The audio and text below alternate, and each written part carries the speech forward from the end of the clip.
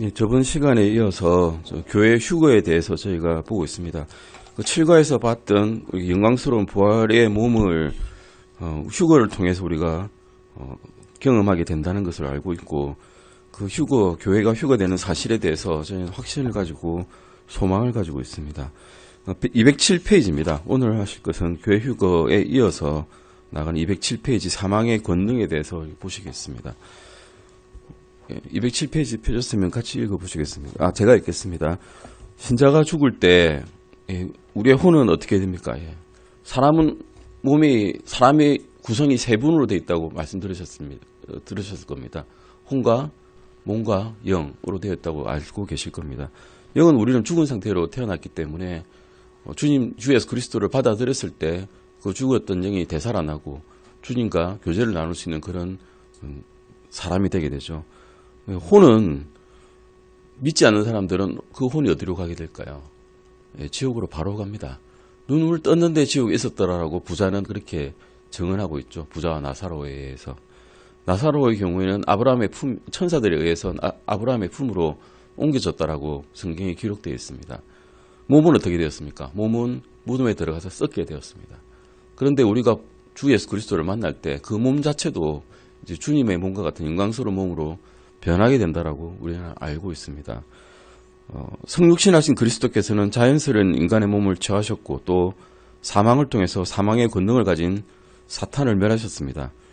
만약에 그리스도께서 갈보리에서 죽음을 정복하시고 사망과 지옥의 열쇠를 이렇게 가져오셔가지고 그 사망과 지옥의 열쇠를 가지고 오셔서 열어주셨기 때문에 우리는 이제 천국에 대한 소망을 가지고 있습니다. 마귀는 여전히 우리의 몸을 무덤에 가두어놓을 수 있는 권능을 현재 가지고 있습니다. 이 세상을 지배하는 것은, 아직도 육신을 지배하는 것은 사탄이기 때문입니다. 갈보리 이전에는 사탄은 사망에 대한 권능을 가졌습니다. 하지만 갈보리 이후에는 사탄은 그 권능을 이제 잃어버리게 되었습니다. 성경은 다음과 같이 말하고 있습니다. 히브리서 2장 14절 보시겠습니다. 히브리서 2장 14절입니다. 히브리서 2장 14절 같이 읽으시겠습니다. 그런즉 자녀들은 살과 피에 참여한 자들이므로 그분과 마찬가지로 같은 것의 일부를 취하셨으니 이것은 그분께서 죽음을 통해 죽음의 권능을 가진 자 곧 마귀를 멸하시고 라고 말씀하고 계시죠. 우리는 왜 죽게 될까요? 성경에는 죄의 삭은 사망이라고 분명히 말씀하고 계십니다. 죄를 지었기 때문에 죽는 것입니다. 태어나면서 지금까지 한 번도 죄를 짓지 않은 사람은 가슴에 손을 얹고 생각해 보면 아무도 없을 것입니다. 사실 어릴 때 거짓말하는 것도 죄고, 알지 못하는 새에 짓는 죄도 많고 알고도 짓는 죄가 있습니다. 어쨌든 우리는 죄를 지었으므로 사망에 이르게 되었고, 그 사망을 주님께서 직접 해결을 해 주셨습니다. 근데 어떻게 해결해 주셨을까요? 우리의 죄를 본인과 일치시켰으므로 자신의 죄가 없음에도 불구하고 우리의 죄로 인해서 본인이 죽음을 받아들이셨던 것이죠. 스스로 죽으실 것을 선택하셔서, 우리를 죄로 인해서 죽으실 것을 선택하셔서 십자가에서 돌아가셨기 때문에 우리의 죄가 해결이 된 것입니다. 또한 우리를 같이 우리의 몸과 우리의 죄들을 같이 일치시켜 줌으로써 그분이 죽으심이 또한 우리의 죽음과 똑같게 하나님께서 봐주셨기 때문에 그분이 부활하셨을 때 우리의 영 또한 살아났다는 것입니다. 요한계시록 1장 18절 보시겠습니다. 요한계시록 1장 18절입니다. 요한계시록 1장 18절 말씀입니다. 같이 읽으시겠습니다. 나는 살아있는 자라. 전에 죽었으나 보라, 내가 영원무궁토록 살아있노라. 아멘. 또한 내가 지옥과 사망의 열쇠들을 가지고 있노라. 아멘. 주님께서는 전에 죽었었는데 지금은 살아계십니다. 아멘. 어느 날 그리스도께서 돌아오시면 그분의 권능으로 우리의 몸은 무덤에서 일어나게 되고 또 그분과 함께 하늘로 끌려 올라가게 될 것입니다. 하늘에서는 이리로 오라라는 말씀이 들릴 것이고 마지막 나팔 소리가 들릴 때 우리의 몸은 눈 깜짝할 사이에 들려 올라간다라고 말씀하고 있죠. 그 순서가 있습니다. 근데 올라갈 때 먼저 죽은 자들이 올라가죠. 주 예수 그리스도 안에서 죽은 자들 먼저 올라가고 그 다음에 살아있는 우리가 올라가서 영원히 죽지 않게 된다라고 말씀하고 계십니다. 그 장면은 유다서에서 기록된 것과 유사하다라고 우리는 알고 있습니다. 유다서 9절 보실까요? 유다서 찾아보시겠습니다. 예. 유다서 요한계시록 바로 앞에 유다서 9절입니다. 예. 모세는 주님께서 죽으시기 전에 죽었다는 것은 알고 계시죠, 다들. 예. 그런데 변화산에서 주님께서는 누구를 보았을까요? 예. 모세도 보았고 엘리야도 보셨습니다. 그런데 그 몸이 이제 부활했다는 거죠. 그것을 유다서에서 말하고 있습니다. 같이 읽어보시겠습니다. 그러나 천사장 미가엘도 모세의 몸에 대하여 마귀와 다투며 논장할 때에 감히 그에게 역설로 비난하지 아니하고 다만 이르되 주께서 너를 꾸짖으시길 원하노라 하였느니라. 천사장 미카엘은 천사들의 무리의 대장입니다. 권능이 있고 힘이 있고 사탄 정도는 사실 가볍게 거꾸로 들릴 수 있는 능력이 있는데 그런 능력을 발휘하지 아니하고 다만 주께서 너를 꾸짖으시기를 원하노라 라는 말씀으로서 사탄을 물리셨습니다. 모세의 몸에 대해서 마귀가 어떻게 다투었는지 이렇게 이게 밑에 적혀 있습니다. 모세가 죽었을 때 신명기 32장 5절 6절에서 모세가 죽었을 때 이야기가 나옵니다. 모세를 장사 지내신 분은 주님이셨습니다. 모세의 몸은 어디에도 나타나지 있지 않죠. 모세는 죽었으면 보통 일반적인 유대인들의 풍습에 따르면 동굴에 몸을 묻고 동굴 앞을 큰 돌로서 막아버렸습니다. 아브라함도 그랬고 아브라함의 아내인 사라도 그랬고 다 그렇게 매장을 시켰습니다. 그런데 아마 모세가 남아있었다면 유대 민족들은 모세를 우상화시키고 그를 신으로 숭배했을 것입니다. 그래서 주님께서는 그러기를 바라지 않으셨기 때문에 모세의 몸을 이 땅에 남겨놓지 않으셨습니다. 유다서에 보면 우리는 주께서 나중에 모세의 몸을 부활시켰음을 배웁니다. 마태복음 17장 1절에서 5절 잠깐 보실까요? 마태복음 17장 1절에서 5절 말씀입니다. 예. 마태복음 17장 1절에서 5절 같이 읽으시겠습니다. 마태복음 17장 1절에서 5절입니다.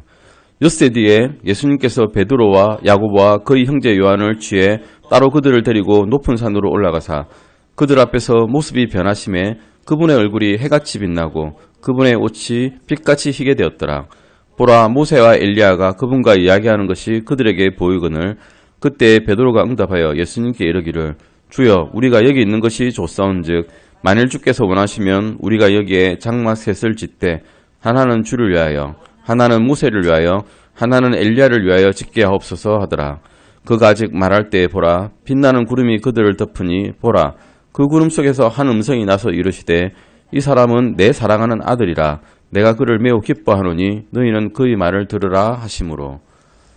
사실은 베드로가 한 말이 이치에 합당하지 않습니다. 어떻게 주님과 엘리야와 모세를 한 계층으로 두고 이야기를 했을 수 있을까 싶은 정도죠. 베드로가 아직 잘 모르기 때문에 그런 말을 했을 수 있습니다. 하지만 어쨌든 여기서 우리는 볼 수 있는 것은 모세와 엘리야가 살아서 있는 것을 보았다는 것입니다. 주님은 살아있는 자의 하나님이라고 하셨습니다. 죽은 자의 하나님이 아닙니다. 모세와 엘리야는 죽은 자가 아니었고 야곱도 죽은 자가 아니었고 요셉도 죽은 자가 아니었습니다. 이스라엘의 하나님은 산자의 하나님이었고 다윗의 하나님이었고 야곱의 하나님이었고 이삭의 하나님이었습니다. 모세를 부활시키셨다는 것입니다. 주님께서는 여기에 나타나게 하시기 위해서 모세의 몸을 부활시키셨습니다. 그분께서 이것을 하셨을 때 천사장 미카엘은 그의 몸을 일으키는 것에 대해서 마귀와 다퉈야 됐다고 유다서에 나와 있었습니다. 왜냐하면 아직 예수 그리스도께서 십자가에 죽으시기 전에 모세와 엘리야는 부활했기 때문입니다. 마귀는 그 당시 아직 사망의 권능을 가지고 있었기 때문에 그는 모세의 몸을 주장한 권리를 갖고 있었습니다. 그래서 다투었습니다. 엘리야는 왜 안 떴을까요? 엘리야는 그냥 들려 나갔습니다. 죽지 않았을 때 돌려가기 때문에 아무런 권능이 없었습니다. 하지만 모세는 죽어서 올라갔는데 그의 몸을 가지고는 다툴 필요가 있었을 것입니다. 마귀는 그 당시에 사망의 권능을 가지고 있었고 모세의 몸을 주장할 권리가 갖고 있었습니다. 주께서는 아직 그 몸의 구속에 대한 값을 십자가에 지불하지 않은 상태였기 때문입니다. 물론 주님께서는 단순히 마귀를 꾸짖으셨고 어쨌든 모세의 몸을 일으키셨습니다. 그리스도께서는 자신의 피로 우리의 구속에 대한 값을 지불하셨기 때문에 지금 현재는 아무런 사탄과 다툼 없이 모든 신자의 몸을 현재 지금 일으킬 수도 있고 주 예수 그리스도를 믿은 바된 우리 믿는 자들은 지금 주 예수의 우편에 앉아 있는 바 되었다라고 과거형으로 에베소서에 기술이 되어 있습니다. 그분의 명령이 떨어지면 믿는 자들은 그분의 말씀의 권능으로 무덤에서 문자 그대로 일어나게 될 것입니다. 그 부활의 몸은 예수님 자신과 같은 새롭고 영광스러운 몸이 될 것이라고 성경에 분명히 말씀하시고 계십니다. 휴거에 대한 말씀을 잠깐 208페이지에 말씀하고 있는데요. 성경에서는 휴거란 말이 없습니다. 실제로 없습니다. 들려 올라간다, 캐치업, 코트업이라는 말은 있지만 같은 말로 휴거라고 우리가 쓸 수 있고 아주 잘 설명되는 말이기 때문에 휴거라는 말을 쓰고 있습니다. 천년왕국은 있지만 밀레니엄이란 말은 없습니다. 밀레니엄은 말씀하신 대로 휴거와 환란과 관련되어 나오는 말인데요. 주 예수 그리스도께서는 천년 동안 땅에 속한 자신의 왕국을 통치하기 위해서 돌아오실 때를 밀레니엄이라고 말합니다. 라틴어로 밀은 천을 뜻하고 에넴은 연도를 뜻합니다. 그래서 천년왕국 이렇게 이야기하는 거죠. 이 사건은 계시록 20장 1절에서 6절에서 묘사되어 있습니다. 지금 우리 요한계시록 오후에 공부하고 있죠. 그 말씀에 잘 나와 있습니다. 또한 삼위일체도 사실은 성경에서는 나와 있지 않습니다. 하지만 그 말씀이 아버지와 아들, 성령님으로 구성된 하나님의 단일성을 묘사할 때 사용되는 공통적인 표현이기 때문에 그 말씀을 우리는 사용을 하고 있습니다. 그 말씀이 성경에 없다라고 성경이지 않다라고 말할 수가 없다는 거죠. 이것은 우리가 죽지 않을 몸에 대해서 앞 시간에 일곱 번째 시간을 볼 때 우리가 7장을 볼 때 보았습니다. 이전에 배운 부활의 몸에 대한 내용은 이번 주제인 휴거와 매우 밀접하게 연관이 되어 있습니다. 믿는 자의 몸이 무덤으로부터 들려 올라가는 그 순간 몸은 변화되어 버립니다. 새로운 부활한 몸을 가지고 우리는 셋째 하늘에 올라가게 되고 또한 그리스도의 심판석 앞에 서게 됩니다. 고린도전서 15장 42절에서 52절 잠깐 보실까요? 고린도전서 15장 42절에서 52절까지입니다. 같이 한번 읽어보시겠습니다. 죽은 자들의 부활도 이와 같으니라. 그것은 썩는 것 가운데 뿌려지고 썩지 않는 것 가운데 일으켜지며 수치 가운데 뿌려지고 영광 가운데 일으켜지며 연약한 가운데 뿌려지고 권능 가운데 일으켜지며 본성에 속한 몸으로 뿌려지고 영에 속한 몸으로 일으켜지나니 본성에 속한 몸이 있고 영에 속한 몸이 있느니라. 그러므로 기록된 바 첫사람 아담은 살아있는 혼이 되었더라 한과 같이 마지막 아담은 살려주는 영이 되셨느니라. 그러나 영에 속한 것이 첫째가 아니요 본성에 속한 것이 첫째며 그 뒤에 영에 속한 것이니라. 첫째 사람은 땅에서 나서 땅에 속하거니와 둘째 사람은 하늘로부터 나신 주시니라. 땅에 속한 자들은 또한 땅에 속한 그 사람과 같고 하늘에 속한 자들은 또한 하늘에 속하신 그분과 같으니 우리가 땅에 속한 그 사람의 형상을 지닌 것 같이 또한 하늘에 속하신 그분의 형상을 지니게 되리라. 형제들아 이제 내가 이것을 말하노니 살과 피는 하나님의 왕국을 상속받을 수 없으며 또한 썩는 것은 썩지 않는 것을 상속받지 못하느니라. 보라 내가 너희에게 한 가지 신비를 보이노니 우리가 다 잠자지 아니하고 마지막 나팔 소리가 날 때에 눈 깜짝할 사이에 순식간에 다 변화되리라. 나팔 소리가 나매 죽은 자들이 썩지 아니할 것으로 일어나고 우리가 변화되리니. 52절까지 한번 읽어보았습니다. 이것이 바울에게 계시는 신비입니다. 바울은 실제로 주님으로부터 계시를 받았습니다. 베드로와 그의 11사도들, 12사도들, 예전에 주 예수 그리스도를 따라가 다녔던 사도들, 그 중에서 유다는 죽었죠. 그 따라오던 이제 마띠아에라고 계수된 사도에게도 계시되지 않았던 그런 계시를 바울은 받았습니다. 신약에 계시된 7 신비 가운데 하나인 그리스도의 몸에 대한 계시를 받았습니다. 로마서 16장 25절에서는 나의 복음과 예수 그리스도를 선포함에 따라 권능으로 너희를 세우신 분, 즉 세상이 시작된 이후로 은밀히 간직된 비밀들이 이제 여기 있었던 것입니다. 에베소서 3장 1절에서 7절 잠깐 보실까요? 우리 에베소서를 사실 수요 예배 시간에 목사님께서 충분히 해설을 해주셨습니다. 강해를 해주셨죠. 에베소서 3장 1절에서 7절까지입니다. 같이 읽으시겠습니다. 에베소서 3장 1절에서 7절까지입니다. 이런 까닭에 너희 이방인을 위해 예수 그리스도의 갇힌 자 된 나 바울이 말하노니 너희를 위해 내게 주신 하나님의 은혜의 경륜을 너희가 들었으리라. 곧 계시로 그분께서 내게 그 신비를 알리셨나니 그것은 내가 전에 몇 마디 말로 적은 것과 같으니라. 그것으로 말미암아 너희가 읽을 때에 그리스도의 신비에 대하여 내가 알고 있는 바를 깨닫게 되리라. 그분께서는 이제 자신의 거룩한 사도들과 대언자들에게 성령을 통해 이 신비를 계시한 것 같이 다른 시대들에서는 사람들의 아들들에게 그것을 알리지 아니하셨는데 이 신비는 곧 복음으로 말미암아 이방인들이 그리스도 안에서 동료 상속자가 되고 같은 몸에 속하게 되며 그분의 약속에 참여하는 자가 된다는 것이라. 내게 주신 하나님의 은혜의 선물에 따라 그분의 권능이 효력 있게 활동함을 힘입어 내가 이 복음의 사역자가 되었노라. 아멘. 그 신비들이 6절에 바로 나와 있습니다. 세 가지를 알려주셨는데 첫 번째는 복음으로 말미암아 이방인들이 그리스도 안에서 동료 상속자가 된다는 것입니다.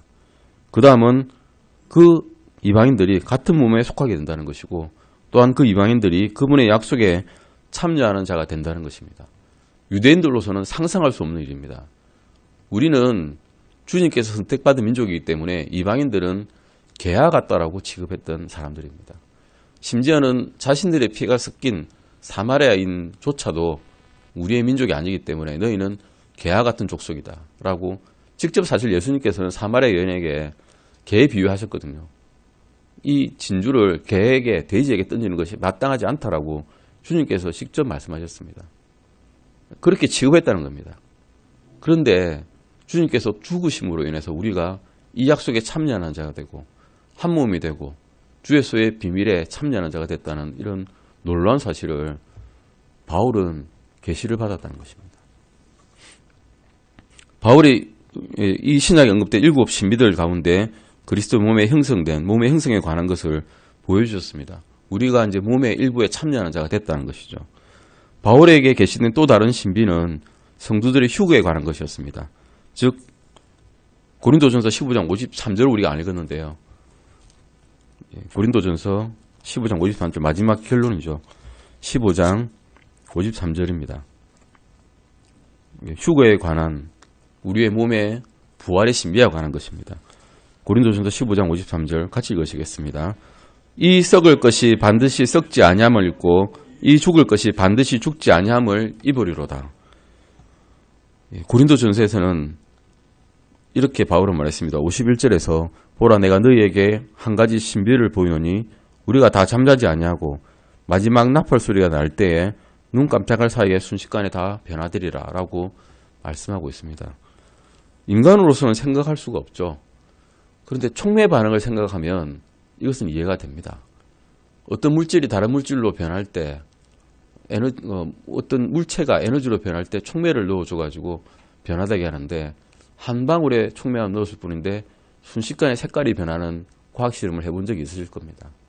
녹말에다 요od을 넣으면 순식간에 색깔이 변하죠. 사실 신비죠. 그것도. 믿는 자가 아니고 과학적인 사실을 모르는 자가 볼 때는 마술입니다. 근데 주님께서는 더 고차원적인 분이시고 우리가 상상할 수 없는 능력을 가지신 분이시기 때문에 우리는 이해하지 못하지만 이렇게 해주실 수 있다는 것을 말씀해주고 계십니다. 우리가 7가에서 부활한 몸에 대해서 이미 배운 바와 같이 성경은 우리의 새로운 몸이 어떠한 피도 없다라고 말씀하고 있습니다. 주님께서는 부활하셨을 때 살과 피에 대해서 말씀하지 않으시고 살과 뼈에 대해서 말씀하셨습니다. 구원받지 않은 사람이 교회 봉사하는 도중에 휴거가 일어나면 어떻게 될까요? 사람들이 가득한 방이 있습니다. 여기 구원받은 사람이 많이 있습니다. 봉사하는 도중에 갑자기 휴거대에 올라갑니다. 피는 이 땅에 두고 가게 됩니다. 살과 뼈만 영광스러운 몸 변해서 올라가게 됩니다. 사람의 몸에 드는 피가 얼마쯤 되는 줄 아십니까? 대략 한 4리터에서 6리터쯤 됩니다.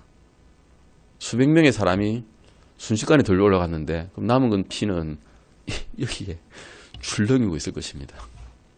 예. 어찌 보면 공포영화 같은, 남아있는 사람들은 공포영화 같은 그런 장면이 될 것입니다. 수백 갤런이 한 3.7리터거든요. 한 사람이 한 2갤런쯤 갖고 있다고 보시면 됩니다. 대략 2갤런 안 되게 좀 갖고 있는데 수백 갤런이 온 땅에 흩어져 있는 것입니다. 본 사람들은 정신을 잃어버릴 것입니다. 이런 무슨 공포스러운 일입니까? 라고 하면서요. 그 사건은 구원받지 않은 사람들에게는 두려운 사건이 되고 믿는 자들에게는 주님과 함께 있게 될 영광스러운 사건이 될 것입니다. 아멘. 그때서야 우리가 참된 삶이 시작될 것이고 고난과 시련들은 더 이상 존재되지 않을 것입니다. 성령에 의해 영감받은 구약 선지자들은 이런 놀라운 사건들에 대해서 기록을 했습니다. 그러나 어느 누구도 하나님께서 이방인의 사도였던 바울에게 계시하실 때까지는 이해하지 못했습니다. 베드로도 사실 이방인들에게 전도를 했죠. 전도할 때까지도 주님께서 인도해 주실 때까지도 그리고 그 이방인들이 자신들과 똑같이 방언을 하고 성령의 권능을 가졌다는 것을 볼 때까지도 자신이 이 말씀을 전한 것이 효과가 있을 것이라고는 상상도 못했을 것입니다. 성경은 모든 성경이 하나님의 영감으로 주신 것이다라고 디모데후서 3장 16절에서 말씀하고 계십니다. 하나님의 거룩한 사람들이 성령에 의해서 감동을 받아서 말했다라고 베드로전서 1장 20절에서 21절에서 기록하고 있습니다. 즉 그냥 받아 적는 펜 역할을 한 겁니다. 펜이 생각을 가지고 있습니까? 펜이 어떤 의지를 가지고 스스로 적어나가는 펜을 보신 적이 있습니까? 없습니다. 그들이 의지를 가지고 적은 것이 아니라 자기 생각으로 적은 것이 아니라 성령께서 말씀하신 대로 이것을 기록했다는 것입니다. 베드로는 구약 선지자들이 종종 스스로 이해하지 못했던 것들에 대해서 기록했다라고 쓰고 있습니다. 베드로전서 1장 11절 12절 보시겠습니다. 베드로전서 1장 11절과 12절입니다. 같이 읽으시겠습니다. 자기들 안에 계신 그리스도의 영께서 그리스도의 고난과 그 뒤에 있을 영광을 미리 증언해 주실 때에 그 영께서 무엇을 혹은 어느 때를 표적으로 보여주시는지 탐구하였느니라. 그들이 자기들을 위해 그것들을 수행하지 아니하고 우리를 위해 수행하였음이 그들에게 계시되었는데 그것들은 곧 복음을 선포한 자들이 하늘에서 보내진 성령님과 더불어 이제 너희에게 전한 것이요 천사들도 살펴보기를 갈망하는 것이니라. 천사들조차도 모르는 사실이라는 겁니다. 이 교회에 계시는 신비가 이방인들이 그리스도의 몸에 참여하게 되는 이 신비가 그리고 교회를 이루고 교회의 몸된 그리스도의 몸된 교회를 이루고 또 교회가 그리스도의 말씀을 따라서 복음을 전파하게 되는 이 놀라운 신비를 아무도 몰랐다는 것이죠. 구약 선지자들은 교회 시대와 교회 휴게에 대해서는 어떤 것도 알지 못했습니다. 선지자들은 말씀은 전하고 그 받은 계시들을 기록을 했는데 이 말씀이 무엇인지를 알지 못했다는 것입니다. 왜냐하면 그러한 것들이 계시되지 않았기 때문입니다. 그러므로 바울은 우리에게 고린도전서 15장 51절에서 이렇게 이야기했습니다. 보라, 내가 너희에게 한 가지 신비를 알게 하노니 우리가 다 잠잘 것이 아니오 마지막 나팔 소리가 날 때에 눈 깜짝할 사이에 순식간에 다 변화되리라고 말씀하고 있습니다. 바울은 우리 모두가 죽지 않을 것을 말합니다. 51절에 다 잠잘 것이 아니오라고 하고 있죠. 잠잔다는 표현은 성경적인 말씀으로는 죽는다는 표현입니다. 우리는 다 잠자는 사람이 아니고 다 깨어날 사람이라고 바울은 말하고 있습니다. 요한복음 11장 11절에서 14절에서 예수님께서는 나사로가 잠잔다라고 말씀하셨습니다. 요한복음 11장 11절에서 14절입니다. 요한복음 11장 11절에서 14절입니다. 같이 읽으시겠습니다. 이것들을 말씀하시고 그 뒤에 그분께서 그들에게 이르시되 우리 친구 나사로가 잠자는도다. 그러나 내가 그를 잠에서 깨우러 가노라 하시니 이에 그분의 제자들이 이르되 주여 그가 잠자면 좋아하시리다 하니라. 그러나 예수님께서 그의 죽음에 대해 말씀하셨으되 그들은 그분께서 잠자며 쉬는 것에 대해 말씀하신 줄로 생각하니 이에 예수님께서 그들에게 분명하게 이르시되 나사로가 죽었느니라. 처음에는 잠잔다고 하셨습니다. 흔히 아픈 사람이 잠에 들면 끙끙대다가 잠이 들면 이제 좀 좋아지겠다라고 생각할 수 있죠. 편하게 자는 거니까요. 그런데 주님께서는 그가 죽었다라고 분명하게 말씀하셨고 그 앞에 잠잔다는 표현은 은유적인 표현임을 분명히 밝히셨습니다. 바울 또한 우리가 다 잠잘 것이 아니다라. 이건 우리 다 죽을 것이 아니다라고 말한 것임을 여기서 알 수가 있습니다. 그들은 예수님의 말씀을 이해하지 못했습니다. 그들은 예수님의 제자들이죠. 그래서 주님은 그가 죽었음을 명확하게 알려주셨습니다. 고린도 교회에 믿는 자들의 미래 부활에 대해서 쓰고 있는 바울은 우리 모두가 잠자지 않을 것이라고 가르쳤습니다. 예수 그리스도께서 돌아오실 때에 모든 성도들이 죽어 있지는 않을 것입니다. 믿는 자들이 다 죽어 있지는 않을 것이라는 거죠. 누가 다 죽이기 전에는 말입니다. 누가 다 죽일까요? 7년 환란기에 들어가면 다 죽일 것입니다. 믿는 자들은 다 죽임을 당할 것이고 순교할 것이고 끝까지 믿고 견디어내는 자들이 환란 성도가 되고 결국 그들이 주님 앞에 설 것입니다. 하지만 주님께서 휴거에서 우리를 부르실 때는 다 잠들이지 않는다는 것이죠. 살아있는 사람도 있죠. 그들은 전혀 죽음을 경험하지 않습니다. 사람들은 한 번 나고 한 번 죽는 것은 진리입니다. 하지만 우리는 두 번 나야 되죠. 두 번 나고 한 번 죽을 수도 있고 안 죽을 수도 있는 것입니다. 성도들이 모두 죽어 있지는 않고 만약 우리의 복된 주님께서 우리의 생애 중에 돌아오신다면 우리는 이 구절의 마지막 부분에 속한 자들, 즉 잠들어 있지 않는 자들이 될 것입니다. 우리는 모두 변화되리라는 휴거가 일어나면 어떤 신자들은 죽은 자들로부터 일어나게 될 것이고요. 이미 죽어 있는 자들은 어떤 자들은 살아있는 채로 믿는 자 중에 살아있는 사람들은 살아있는 채로 들려 올라가게 될 것입니다. 그러나 확실한 것은 모두 변화된다는 것입니다. 우리의 죽은 몸들은 죽지 아니하고 죽을 몸들은 죽지 아니하고 그리스도의 몸과 같은 영광스러운 몸이 될 것입니다. 요한일서 3장 1절에서 3절 잠깐 보시겠습니다. 요한일서 3장 1절에서 3절입니다. 같이 읽으시겠습니다. 보라, 아버지께서 어떠한 사랑을 우리에게 베푸사 우리가 하나님의 아들들이라 불리게 하셨는가. 그런즉 세상이 우리를 알지 못함은 세상이 그분을 알지 못하였기 때문이라. 사랑하는 자들아, 이제 우리는 하나님의 아들들이니라. 우리가 앞으로 어떻게 될지는 아직 나타나지 아니하였으되 그분께서 나타나시면 우리가 그분과 같게 될 줄 아노니 이는 우리가 그분을 그분께서 계신 그대로 볼 것이기 때문이라. 그분 안에서 이 소망을 가진 자마다 그분께서 순결하신 것 같이 자기를 순결하게 하느니라. 아멘. 소망을 영어로는 호프라고 하죠. 영어로 3절에 보시면 this hope라고 나옵니다. 그리스도인들은 사실 아는 자들입니다. 그리스도를 아는 자들이고 또한 믿는 자들이고 소망을 가진 자들입니다. 호프는 위시하고는 다릅니다. 소망은 소원과는 다르죠. 우리가 백만자가 되었으면 하는 소원이 있습니다. 그런데 현실적으로 가능합니까? 불가능할 경우가 많죠. 아주 드물지도 아주 너무너무 드문 가능성입니다. 그런데 또한 소망은 확실한 것을 가리킵니다. 우리가 소원하는 것, 우리가 갈망하는 것, 그것이 소망입니다. 그것이 확실합니다. 그런데 확실한 소망을 가지고 우리는 살아가고 있는 것입니다. 아멘. 눈 깜짝할 사이라는 것은 실제로 눈을 깜짝하는 것이 아니라고 우리가 알고 있습니다. 눈을 깜짝이라고 시작할 때 근육에 신경전달 신호가 가죠. 그때가 눈 깜짝할 사이입니다.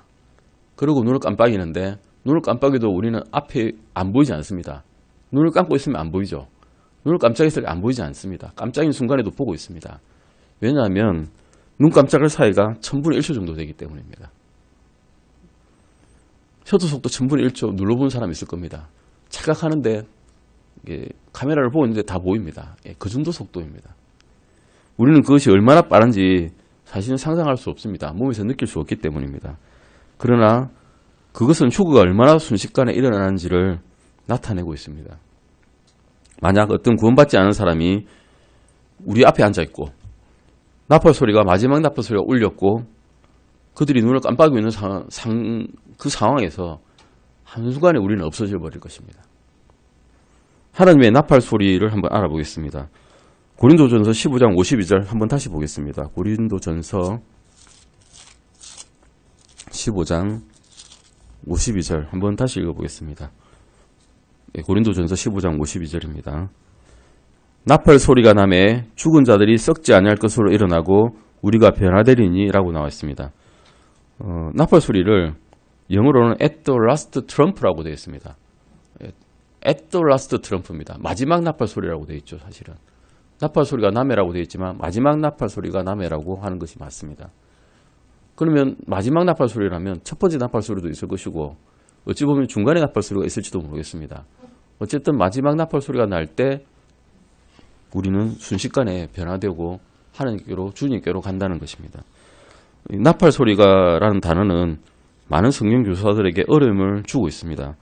그러나 문맥을 살펴봄으로써 그 단어의 의미를 찾아보는 것보다는 그냥 좀 해석하기 쉽게 변개된 성경을 따라서 그 단어를 at the last trump라고 하지 않고 at the last trumpet이라고 해버립니다. 트럼프와 트럼펫은 다르죠. 사실은 나팔과 나팔 소리는 다른 것입니다. 나팔은 물체고 나팔 소리는 소리지 않습니까? 그러나 그러므로 부정한 것입니다. 킹제임스는 킹제임스 성경은 하나님의 말씀이고 그 안에 있는 말씀들은 단어 하나마다 하나님께서 영감으로 주신 단어들입니다. 마지막 나팔 소리가 정확한 것입니다. 나팔 소리는 단순하게 나팔의 음성을 이야기합니다. 마지막 나팔 소리가 정확한 것이란 거죠. 어떤 자들은 교회가 환난을 통과해야 된다고 가르칩니다. 고난을 받고 환난을 통과하고 어떤 역경을 이겨내야 너희가 구원을 받는다라고 교회가 들림을 받는다라고 이야기하는데 그렇지 않다는 것이죠. 고린도전서 15장 52절에서 말씀하는 마지막 나팔 소리는 계시록 11장 15절에 나오는 대환란이 끝날 때 불려지는 마지막 나팔이라고 흔히 변개된 성경에서는 이야기하고 있습니다. 그래야 교회가 환란을 통과해서 올라가니까요. 하지만 킹제임스 성경은 트럼펫이라고 하지 않고 마지막 나팔 소리라고 말하고 있습니다. 그것은 마지막 나팔과 다르다는 것이죠. 바울은 이것이 재림 때에 마지막 나팔이 내는 음성이라고 말하지 않고 휴거 때에 들려질 특별한 나팔 소리라고 말씀하고 있습니다. 모든 변개된 성경들은 여기서 마지막 나팔이라고 말하고 있기 때문에 교회가 미래의 대환란을 통과할 것이라는 이단적인 가르침을 가르치고 있습니다. 하지만 성경은 분명하게 교회는 환란을 통과하지 않을 것이라고 가르치고 있습니다. 더욱이 데살로니가 전서에서 다음과 같이 말하고 있습니다. 데살로니가 전서 4장 16절입니다. 데살로니가 전서 4장 16절입니다.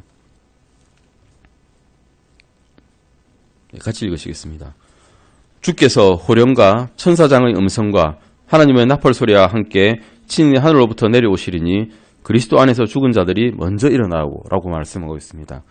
주님은 마지막 나팔이 울릴 때가 아닌 이 특별한 나팔 소리에 강림하실 것입니다. 여기는 트럼펫이라고 말씀하고 있지만 이것도 마지막 나팔 소리라고 말씀드리는 것이 맞습니다.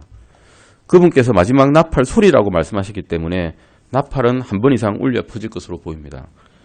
먼저 그리스도 안에서 죽은 자들을 일으키기 위해서 울려 퍼질 것이고 다음은 살아있는 성도들을 변화시켜 하늘로 데려가기 위해서 울려 퍼질 것입니다. 믿지 않는 자에게는 이것이 천둥소리, 번개소리, 두려운 소리로 들릴 것이고 믿는 자에게는 이리로 올라오라 라는 소리로 들릴 것입니다. 이 죽을 것이 반드시 죽지 아니함을 입어야 됩니다. 여기에 15장 52절에서 나팔 소리가 나매 죽은 자들이 썩지 아니할 것으로 일어나고 우리도 변화되리니 라는 말씀에서 두 부류의 사람이 있습니다. 죽은 성도들, 그리스도 안에서 이미 죽은 성도들, 그리고 현재 살아있는 성도들이 있다는 것입니다. 요한복음 11장 24절에서 26절을 보시겠습니다. 요한복음 11장 24절에서 26절입니다. 요한복음 11장 24절에서 26절입니다. 같이 읽으시겠습니다. 마르다가 그분께 이르되 마지막 날 부활할 때 그가 다시 일어날 줄 내가 아나이다 하매 예수님께서 그에게 이르시되 나는 부활이요 생명이니 나를 믿는 자는 죽어도 살겠고 누구든지 살아서 나를 믿는 자는 결코 죽지 아니라 하리라. 이것을 내가 믿느냐 하시니. 분명히 주님께서는 계시를 하셨는데 유대 믿는 사도들은 알지 못했다는 것이죠. 그런데 바울이 이것을 분명하게 계시를 받아서 이것을 풀어서 말씀해 주셨다는 겁니다. 첫 번째 부류의 신자들은 예수 그리스도께서 돌아오실 때 죽어있던 자들이고 살게 됩니다. 두 번째 부류의 신자들은 죽음을 경험하지 않게 되죠. 이것은 주님께서 돌아오실 때 아직 살아있는 자들을 대해서는 이렇게 말씀하신 것입니다. 고린도전서 15장 52절에서도 바울은 자기 자신을 포함시켜서 우리가 변화될 것이라고 말하고 있습니다. 바울은 자신의 생애 동안 추구가 일어나기를 간절히 고대했습니다. 차라리 죽기를 원했던 사람입니다. 주님과 함께 있는 것이 죽어서 더 좋고 내가 죽는 것이 더 바라고 있는데 하지만 너희들을 위해서 내가 지금 살아있다라고 말할 뿐이었습니다. 실제로 그에게는 주님과 함께 있는 것이 훨씬 더 안전하고 편안하고 행복한 삶이 되었을 것입니다. 얼마나 많은 고난을 받았습니까? 그는 매질을 당했고 바다에서 풍랑을 당해서 배가 침몰을 당하고 사람들에게 손가락질을 받고 심지어는 믿는 자기 유대 동족들에게도 손가락질을 받고 살았던 사람입니다. 예레미야 못지않게 슬픈 사람이었을 텐데 그는 슬퍼하지 않았습니다. 소망을 갖고 있었기 때문입니다. 모든 신자들은 죽음을 보기 전에 주님께서 돌아오셔서 자신을 하늘로 데려가시기를 간절히 바라는 기대와 소망 속에서 이렇게 살아야 됩니다. 주님께서 돌아오시기를 바라는 바울의 깊은 열망은 그에게 의의 왕관을 받을 수 있는 자격을 주실 것입니다. 믿는 주 예수 그리스도께서 나타나시기를 바라는 우리들 또한 의의 왕관을 받을 수 있습니다. 이것은 소망이고 소망은 아까 말씀드렸듯이 우리가 간절히 원하는 것이고 바라는 것이고 확실한 것이기 때문입니다. 여기까지 보시고 다음 시간에 이어서 하겠습니다. 기도하고 마치겠습니다.